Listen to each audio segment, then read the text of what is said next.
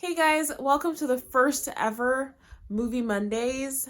I'm super excited. So the first movie that I'm gonna review, it's kind of old, it came out November 22nd, so I'm sorry, it may not be in theater anymore, don't hate me. Okay. I consider myself a millennial, and I grew up watching the show, so I wanted to watch the movie, and I thought it was gonna be whack, to be 100% honest. I was like, this is gonna be a whack movie. What's the point of even trying? It is what it is. But it wasn't. No, it was amazing. So the movie that I watched was, drumroll please, A Beautiful Day in the Neighborhood. So Mr. Rogers. I mean, come on. Who hasn't seen Mr. Rogers besides, all the new people that, play on tablets since they were 3 years old and don't know what dirt tastes like and all that good stuff, because, I ate dirt when I was a kid. So, okay, moving on. So I'm just going to give the littlest snippet of a little bit of info about Mr. Rogers, like actual Mr. Rogers and not the show Mr. Rogers. So I have it written down here, so I'm just going to read it out. So he was born March 20th, 1928. He's born in the roaring 20s, turn up. He passed away, sadly, of, I think it was stomach cancer, some type of cancer. But I'm 95% sure that it was stomach. So, yeah. February 27, 2003 he actually passed away pretty young, 74. I'm a nurse in my day job, and 74 is pretty young to me to pass away. So, but it's sad. He passed away. And I said Orlando because he went to Rollins College in Orlando, and I literally live I guess right there, right there. So that's awesome in Orlando, Florida. Well, it's technically in Winter Park, but same difference.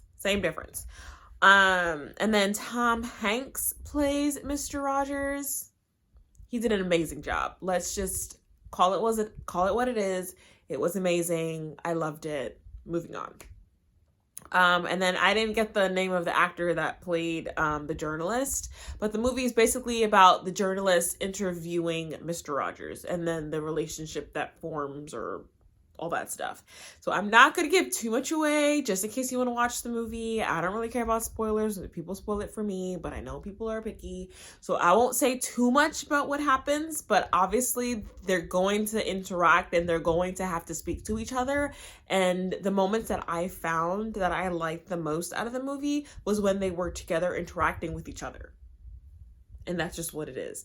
If you don't want to know exactly what happened and all that type of stuff, don't watch anymore. That's all I can say. But a moment that I loved, I'm looking down because I have notes.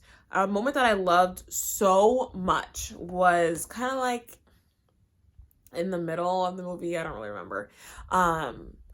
It was Mr. Rogers and the journalist in a Asian, it was towards the end, an Asian restaurant. The restaurant doesn't really matter, is all I'm trying to say.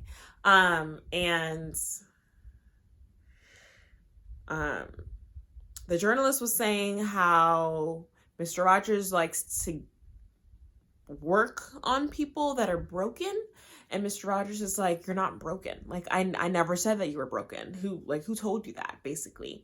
And I don't know, it's just an amazing moment. Mr. Rogers said, would you join me in thinking of the people that love you?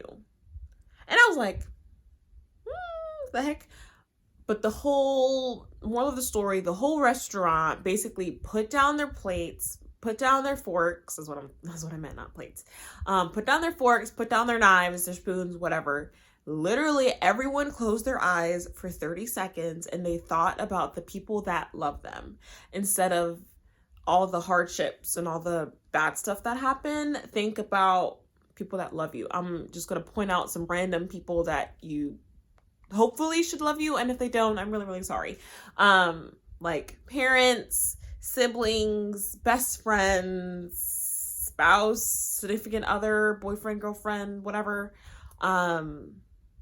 People that love you and care for you and want to be with you. And that, like, literally though, like, I can see people like wiping their eyes and like the whole little sniffle and people wiping their noses because everyone was getting really, really emotional. I don't cry in movies unless something like really, really bad happens. I maybe shed one tear, if all, but I didn't cry. But I could feel like emotional in that moment. And another moment that I loved, and I have it written down,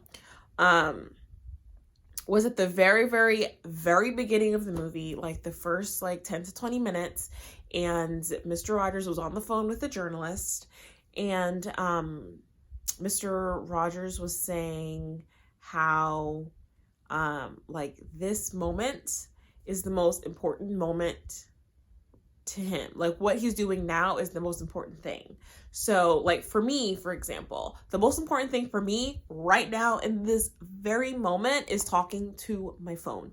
Which is kind of awkward, but I mean, it's true. And I realized that when he said it, and I was just like, I'm going to use this quote all the freaking time. Like all the time, because it's true. Whatever I'm doing right now is the most important thing to me. I'm filming this video right now because it's important to me to get it out into the world. When I'm at work, like I said, I'm a nurse. And I like have multiple patients. I'm really busy. I'm always running back and forth, trying to make sure that everybody's comfortable. Everyone is doing their thing. And the most important thing to me when I get inside that patient's room is that patient. I'm like, what do you need from me?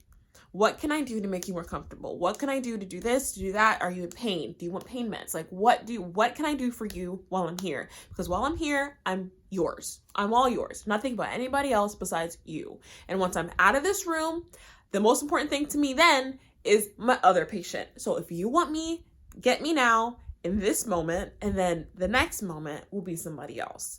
And that like hit home because I am busy. I have job and I have family and all these different things going on in my life, and it's like the most important thing to me at this very moment is whatever I'm doing, no matter what it is. And that blew my freaking mind. I've already said that quote like 5 times, and I just watched the movie like a couple days ago. So yes, I love that quote. It will be forever with me, forever. I should frame it, put it on the wall, everything, because I love it so much. Okay, so time to rate the movie. I freaking loved it. I'm actually a pretty hard critic in my opinion. I'm a very hard critic in my opinion. And I love that movie so much. I think it was probably the best movie of the year. I think so. All I can say is that it was amazing. I loved it. I loved it so much. It was so good. Seriously, I would buy it on DVD. I don't even have a way to watch it, but I would buy it. Or like some sort of, like I would watch it again. And for me to watch a movie again is nearly impossible. I don't even want to watch Endgame again, Avengers Endgame. And that movie was dope. Just saying, don't hate me, whatever. 5 out of 5 stars, 10 out of 10, whatever you want to call it, 11 out of 10. It was amazing. I loved it. I raved about it to my family, and they were like, what? Seriously? And I'm like, yeah, I freaking know. So it was a good movie. I would say watch it. I know it's probably not in theaters anymore, but do it. It was really, really good, and I loved it. And I think you like start to like think about things that you, not saying that you don't want to think about, but you just don't think about on a regular basis, especially like the people who loved you. And the like, and then another thing, just random, in the movie, Mr. Rogers was saying no matter what, no matter people that hurt you, people that hate you, people that abused you, which is really, really sad, but every single person that you've come in contact with has shaped you to be the way you are, whether you like it or not. If your parents are awful and terrible and this and that and whatever, they shaped you to be who you are. Whether you are angry or you are this or you are that, because of it, they shaped you to be that way. If your parents are loving or you have amazing siblings or amazing aunt that raised you or grandma, that person shaped you to be who you are. And that is like, ding, like a light bulb went off in my head. It's like, all these people, all these experiences have shaped me to be who I am. which is really interesting to think about. So, here's my quote of the week. Okay, come on. So, this is actually a really good movie. It's oldish, not as old as the previous one. I never gave you the answer. Okay, so the answer to last week's movie Monday, and this is the quote, I'd have it written down here. The longer you wait, the harder it gets. So the movie is from, drumroll please, da-da-dun, da-da-dun, da-da-dun. It is The 40-Year-Old Virgin. Boom! There you go. I don't know if anyone's watched that. I mean, it's old. It's really old. I think it came out in like I don't know. Is it like the 90s or the early 2000s? I don't know. Maybe I should have looked that up before I started this video. It is what it is. All right, here's the quote of the week. So, check in, unpack, relax, take a shower. What movie is that from? Because I saw this movie in school, freshman year. Yes, I'm not going to say much more because you may guess it. But there is a show based on this quote from the movie. Like, there's a show that's based on the movie that this is from. It's weird, I know, because the shower part, but check in, unpack, relax, take a shower. I'll see you next week. Have a good day. Bye.